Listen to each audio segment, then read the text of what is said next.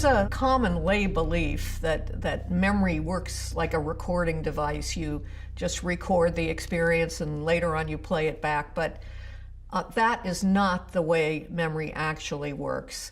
Memory is actually more of a constructive process. When we remember something, we're actually taking bits and pieces of experience, bringing them together to essentially construct what feels like an actual memory. So I like to say that memory works a little bit more like a Wikipedia page, because you can go in there and edit it, but so can other people. If you ask somebody, how fast were the cars going when they smashed into each other?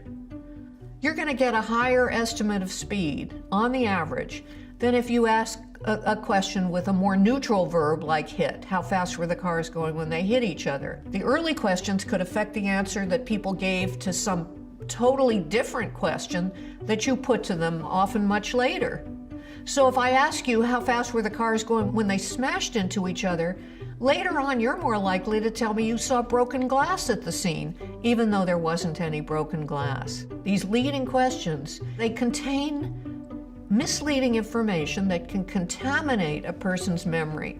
We get contaminated when we talk to other witnesses, when we're interrogated in a suggestive or leading manner. We get contaminated if we've seen say a high publicity event and then we see some newspaper or television coverage about that event. All of these situations provide an opportunity for new information to enter a witness's memory and cause a contamination, transformation, distortion, or even just a supplementation of the memory.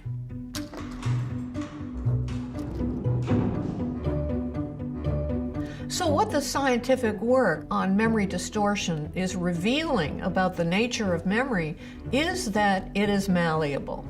It's not something that's fixed. It's subject to distortion or change or exaggeration, and that's why we talk about the malleable nature of memory. But when it comes to somebody's liberty, even very small errors in memory can make a really big difference about somebody's freedom.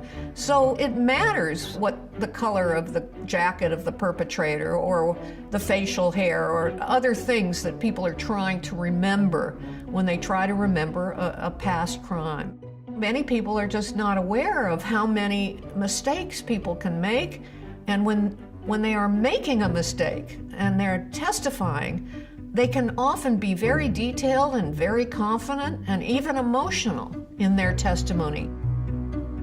We began to study this process, and one of the first studies that I did involved using the power of suggestion to get people to believe and remember when they were 5 or 6 years old, they were lost in a shopping mall with certain family members present in a certain place, and we used suggestive interviewing to plant these memories, and we got about a quarter of otherwise healthy adults to believe and remember all or part of this made-up experience. There is now a string of experiments using this kind of lost in the mall technique where ordinary people have been led to believe that they nearly drowned and had to be rescued by a lifeguard, that they were attacked by a vicious animal, that they committed a crime as a teenager, when none of these things actually happened. And so we now refer to these as rich false memories. You can plant a little seed, and through the power of suggestion, it can grow into something very big and rich and detailed. One of the things that jurors are impressed with when they listen to a witness's testimony, if it's expressed with a lot of confidence, if it's expressed with a lot of detail, if it's expressed with emotion, the jurors tend to believe it more. But what we've shown is that people can be very confident about false memories, people can be detailed about false memories, people can be emotional about false memories. You need independent corroboration to know whether you are dealing with an actual memory or one that is a product of imagination, suggestion, or one of these other processes.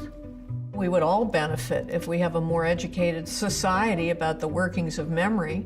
particularly in the criminal justice system, if people are just not quite so willing to embrace and accept uncritically a detailed, confident, emotional memory, but to really ask, exactly how was this sausage made, and not just accept it as being true and authentic just because it's expressed in this way, we'd all be better off.